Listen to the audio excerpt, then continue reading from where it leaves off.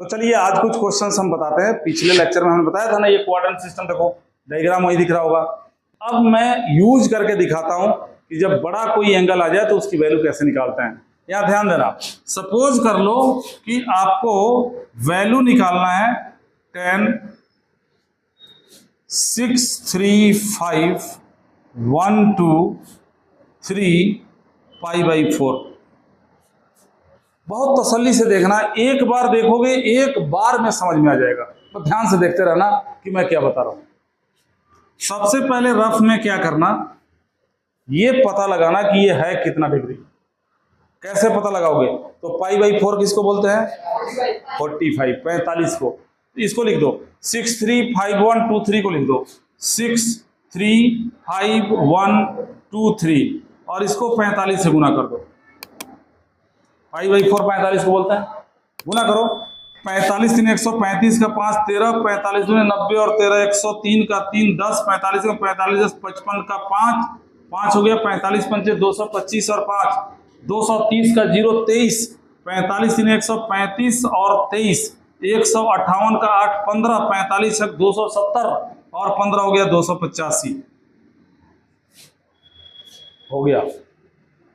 अरे रट के थोड़े ना आया था घर से, तुम्हें ऐसे घूर के देख रहा है। अगर ऐसे कैलकुलेशन करना है तो मेरा क्विक कैलकुलेशन देखो ना, अमेजन कोच में पड़ा हुआ है। तुम ऐसे देख रहे हो, अरे सर अरे 45 का 999 तक का पहाड़ा तुम पढ़ोगे आराम से।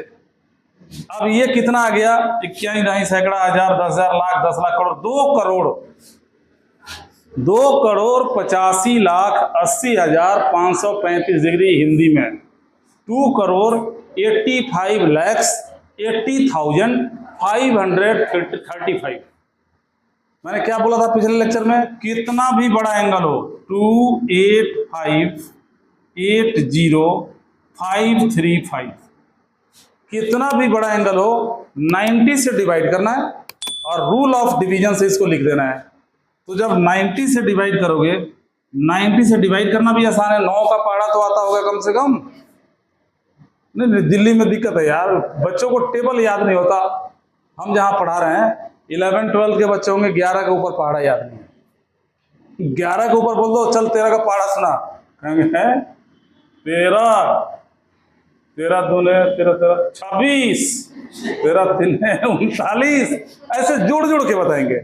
और देखो, और जहाँ हम पढ़े हैं पहली क्लास में 20 तक का पहाड़ा रटवा दिया जाता है बच्चों को, धड़ धड़ सुनाएंगे वो। मतलब पहली क्लास में 5 साढ़े 5 6 साल का बच्चा होगा और वो पहाड़े ऐसे पढ़ेगा। मैं तुम्हारे सामने पेश करूंगा, हमारा कुन्नू है, उसको पेश करूंगा, देखना कैसे 20 तक का पहाड़ा दर दर दर दर दर दर दर पड़ता है। तो तुम लोग क्विक कैलकुलेशन वाले वीडियोज को देखोगे ना, उसमें मैंने वीडियो अभी डालना बंद इसलिए कर रखा है, वॉच नहीं कर रहे तुम लोग। तो उसमें ऐसे ऐसे कैलकुलेशन के ट्रिक मैं बताता कि तुम 45 क्या 3 अंकों तक की संख्या हो तो तुम फटाफट ऐसे कर देते पहाड़ा पढ़ के। चलो कोई बात नहीं। अब यहाँ देखो 90 से डिवाइड करोगे 9 3 27 270, रिमाइंडर आ गया 15, ऊपर से 8 आ गया, 9 1 जा 9 90 हो गया। अब 68 ऊपर से 0 आ गया, 9 7 63 630, अब 50 आ गया। तो ऊपर से एक और ले लो ना, 5 ले लो। अब 9 पंचे 45 450, घटा के कितना आ गया 55। अब 3 ले लो, 9 6 54 540, घटा के आ गया 13, ऊपर से 5। सबसे पहले तो मैं बता दूं कि रिमाइंडर 135 अगर बच रहा है, रिमाइंडर नहीं है ये, अभी 90 से और डिवाइड होगा। 135 बचने का मतलब हुआ कि हमारे जो बूढ़े बाबा थे जो गोवर्धन की परिक्रमा कर रहे थे, पिछले एपिसोड में बताया था, उन्होंने 31,750 756 चक्कर लगाया। 31,000 नहीं इतना चक्कर नहीं, ये तो 90 से किया ना, इसको 4 से डिवाइड कर दो, उतना चक्कर लगाया। और कितना भी चक्कर लगाया हो 135 डिग्री का एंगल बना के एज इट इज यहीं पे उनका देहांत हुआ है जहां पे मैं रुका हूं। ये कोइंसिडेंट है कि 135 ही आ गया और मैंने पिछले एपिसोड में बनाया था 135 भी बनाया था, यानी यहां आके वो उनका स्वर्गवास हो गया। कौन से क्वाड्रेंट में? सेकंड। लेकिन हम इसका वैल्यू निकालना सिखा रहे हैं और 90 से डिवाइड कर रहे हैं। तो 90 से जब डिवाइड करेंगे तो रिमाइंडर तो 90 से कम होगा ना, तो एक बार और होगा 90 1 जा 90 और रिमाइंडर कितना आ गया 45। अब बच्चों अब इसको रूल ऑफ डिवीजन से क्या लिखोगे? ये जो डिविडेंट होता है, डिविडेंट बराबर क्वोशिएंट इनटू डिवाइजर प्लस में रिमाइंडर, ये सबने पढ़ा होगा। हाँ भाई, क्वोशिएंट इनटू डिवाइजर प्लस में रिमाइंडर, तो इसको क्या लिखोगे? इसको लिखोगे 10, पहले क्वोशिएंट लिख दो 31756 31756 एनटी में डिवाइजर कितना है 90, इसको रेडियन में लिखो। 90 को रेडियन में क्या बोलते हैं? π/2 प्लस में रिमाइंडर कितना है π/4। अरे क्या बात है यासिका, बहुत बढ़िया जवाब। अब यहाँ पे क्वाड्रेंट सिस्टम यूज करो। अरमान बाबू π/2 ने क्या बोला? 10 से चेंज हो जा। अरे वाह, तो 10 किस में चेंज होगा? कॉट में, तो ये बन गया कॉट π/4। यहां तक तो ठीक है ऋषभ। अब ये बताओ कि ये तो चेंज हो गया, π/4 भी आ गया, अब क्वाड्रेंट का पता लगाना है। तो मैंने क्या सिखाया था कि अगर पाई दिख रहा है तो ऑड इवन से पता चल जाएगा। π/2 दिख रहा है तो क्या करना होगा? लास्ट की 2 डिजिट लोगे 61, और इस 61 को किससे डिवाइड करोगे? 4 से, तो रिमाइंडर कितना आएगा? 1 रिमाइंडर आने का मतलब तुम फर्स्ट क्वाड्रेंट के बगल में यहां पे हो। 1 रिमाइंडर का मतलब तो ये हो गया फर्स्ट क्वाड्रेंट के बगल में यहां पे हो। अगर यहां पे हो और इसमें जुड़ रहा है तो जोड़ने पे क्या करोगे? एंटी क्लॉकवाइज घूमोगे। यहां से जब एंटी क्लॉकवाइज घूमोगे तो कौन से क्वाड्रेंट में आओगे? और सेकंड में 10 क्या होता है? तो यहां माइनस लगा दो। कितना आसान है। सारा सिस्टम ध्यान से देखो। पहले हमने ये रेडियन में दिया था, इसको डिग्री में कन्वर्ट किया। डिग्री में कन्वर्ट करने के मतलब के बाद 90 से डिवाइड किया।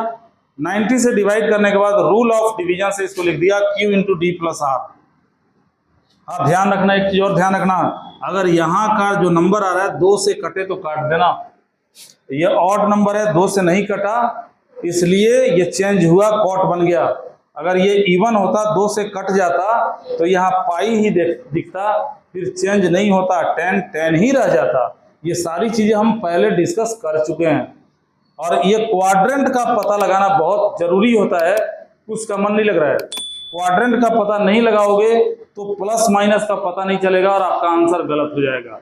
बाकी आप लोगों को टेबल याद होगा, कॉट π/4 की वैल्यू कितनी होती है? 1 होती है, यानी -1 तुम्हारा आंसर हो गया। बच्चों हमने आज किसका वैल्यू निकाला? 10,2,80,535 डिग्री का वैल्यू निकाला और वैल्यू कितना मिला? -1। बाय द वे ध्यान रखना, अगर इसी में यहाँ पे माइनस होता, हाँ सुनो, सबसे पहले इस माइनस का उपचार करते हैं। रेमेडीज माइनस के लिए, 10 माइनस को खाता है नहीं खाता है? नहीं खाता, तो ये माइनस कहाँ कूद के आएगा? बाहर आएगा। ओके है, माइनस आ गया बाहर, तो ये जो हमने सॉल्यूशन निकाला है इसका एक माइनस बाहर से ये वाला माइनस चलता रहेगा। अब माइनस इंटू माइनस क्या हो जाएगा? प्लस, तब हमारा आंसर क्या हो जाता? प्लस। ये भी ध्यान रखना जरूरी है कि कौन कौन माइनस को खाता है। अब मेरे को लगता है कि ये समझ में आ गया होगा। अब कितना भी डिग्री हो, चाहे नेगेटिव हो पॉजिटिव हो, आराम से निकाल दोगे ना। अगर डिग्री में दिया है तो कोई टेंशन ही नहीं है, तब इंटू करने से बच जाओगे। रेडियन में दिया है तो इंटू करके डिग्री में कन्वर्ट करना पड़ेगा। अब अगले लेक्चर में कुछ और चीजें सिखानी है। अभी देखो ये हमारे बुजुर्ग बाबा जो है ये तो क्वाड्रेंट के बीच में जाके मरे।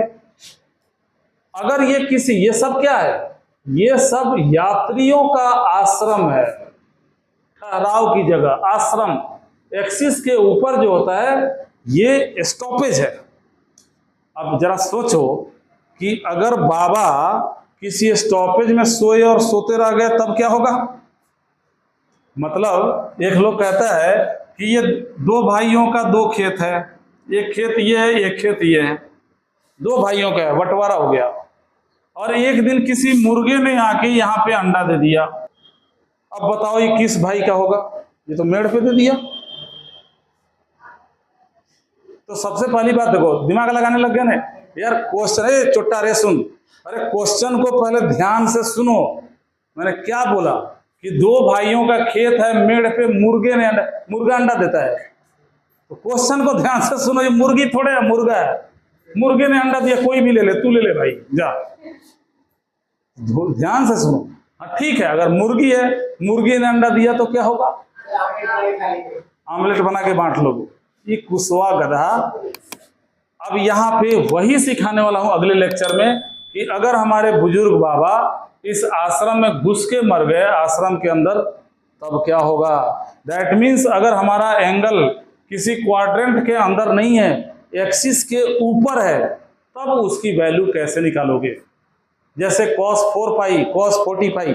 इंतजार करो, बहुत जल्दी ये भी वीडियो हम डालने वाले हैं कि अगर आश्रम में कोई बुजुर्ग मर गया तो उसका कितनी कीमत लगाएंगे हम उसकी।